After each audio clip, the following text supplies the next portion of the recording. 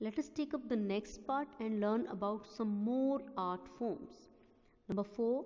This pen art form has its roots in storytelling by musicians and painters called Chitra Kati. So they depict the tales from Hindu mythology. So they use pen art form. It has its roots in storytelling by the musicians and painters. Means they have shown with the help of paintings and with the help of music they are depicting the tales of different Hindu mythology.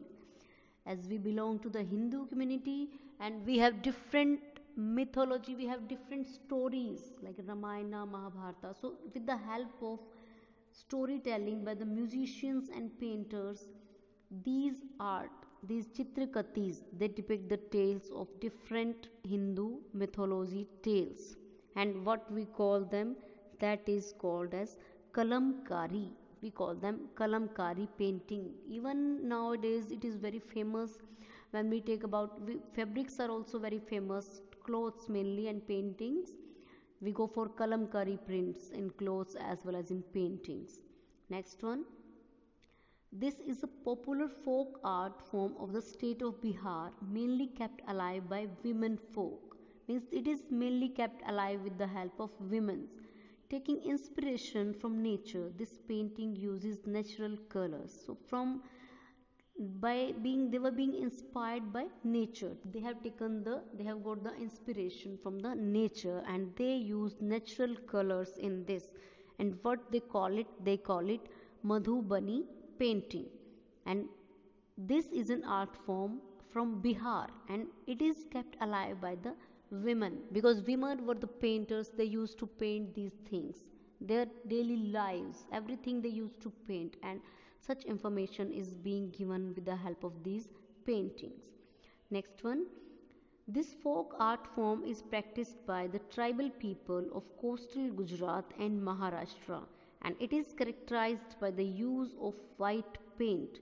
So it is practiced by the tribal people of coastal Gujarat and Maharashtra. Coastal means near the sea lying areas, the coastal areas. This art form is practiced by the tribal people of the coastal areas of Gujarat and Maharashtra and it is characterized by the use of white paint.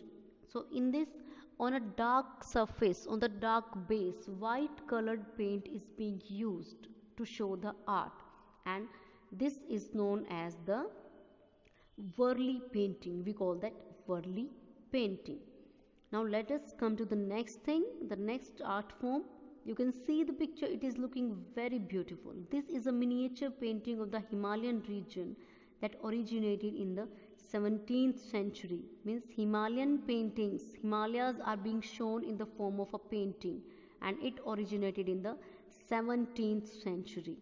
And these paintings were known as the Pahadi paintings. We call them the Pahadi paintings. It's a miniature of the Himalayan region. It showed how Himalayas are. Let us learn about and this is Pahadi painting. The answer is Pahadi painting. Let us learn about the additives now. What is being given in the additives? Kali Ghat Pata painting refers to the class of painting usually on handmade papers produced by a group of artists called patuas. In the neighborhood of the famous Kali temple in Kali Ghat. So Kali Ghat Pata painting, it refers to the class of painting usually handmade papers. It is usually made on the handmade papers that were produced by a group of artists which we call patuas.